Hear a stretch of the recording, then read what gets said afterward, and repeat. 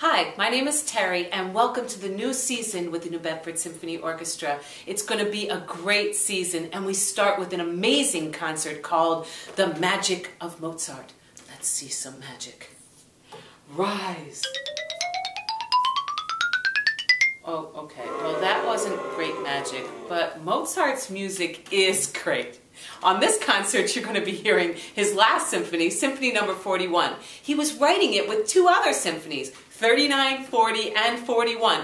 3 symphonies all at the same time. Piece of cake. Well, not really. He was writing all 3 because he was a little broke and needed to make some extra money. In my opinion, he saved the best for last. Symphony Number 41 is going to be performed at the upcoming concert with the New Bedford Symphony Orchestra. We're going to take a look at the first movement. In this first movement, Mozart plays with the idea of contrast. You may think of a contrast between happy and sad, light and dark. Let's listen to the opening of the first movement. See if you can tell what kind of contrast Mozart uses.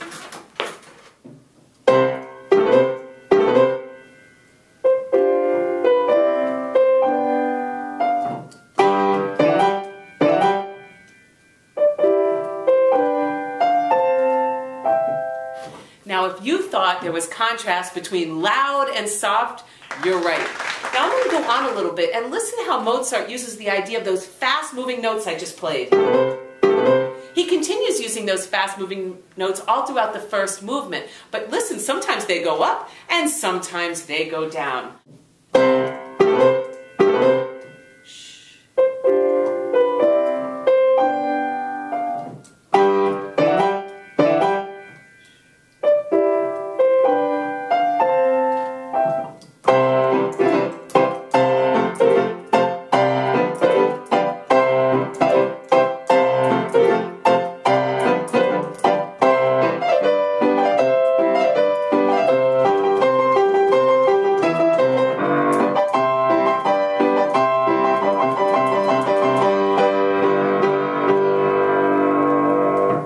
Towards the end of the first movement, Mozart introduces a third melody. But this is not a new melody. He actually used it before. He had written it for a song or aria, and then he decides to put it at the end of the first movement. You will hear contrast in here as well, and also as we come towards the end of the first movement, those fast-moving notes. See if you can tell whether they're going up or they're going down. Now let's listen to this slightly used melody.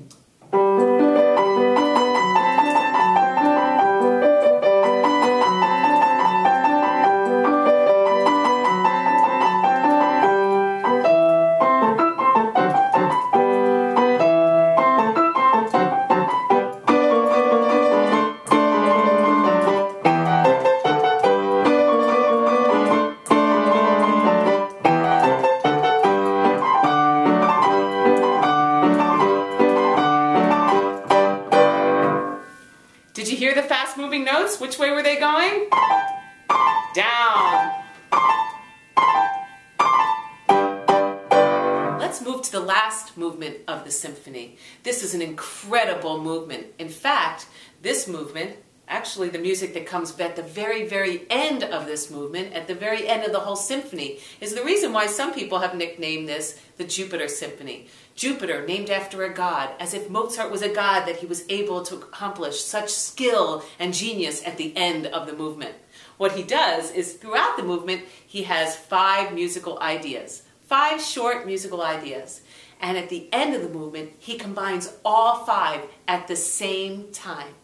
If you were to talk with 4 other people all at the same time, it sounds like noise. But Mozart is able to combine 5 melodies all at the same time and make it sound amazing. The first melody happens at the very beginning of the 4th movement. 4 slow-moving notes. I'm going to nickname that the turtle melody, moving kind of slowly. As I go on, you'll hear how Mozart continues to those fast-moving notes that we've heard from the first movement. Sometimes moving up and sometimes moving down.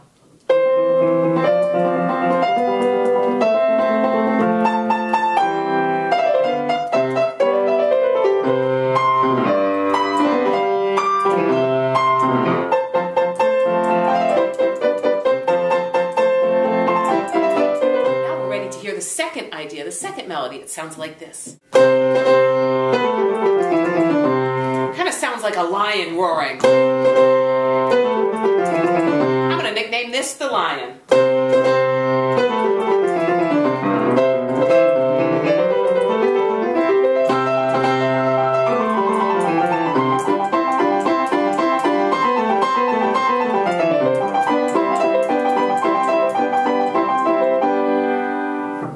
The third melody I like to call the snake. It kind of slithers along.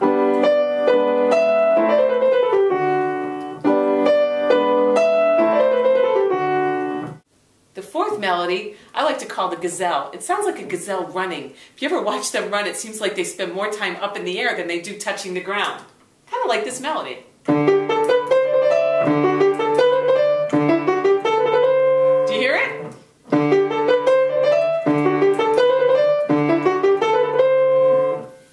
The fifth melody I like to call the rabbit because it sounds like it's hopping along. Listen again.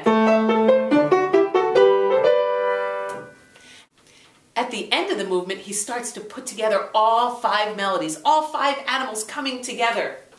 Starts off with the turtle and the snake. Listen to how they sound together.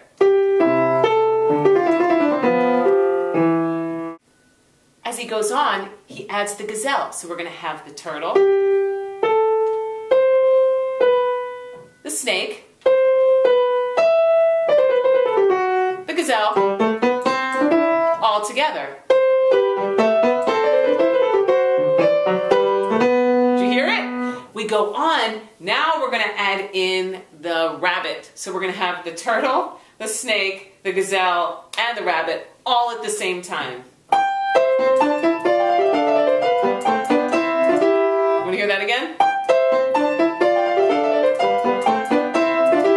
All together.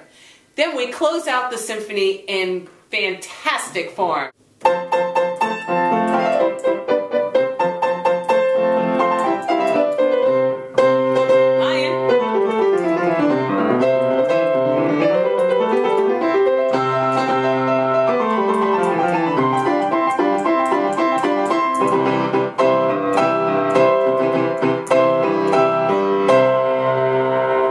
I'll see you at the concert.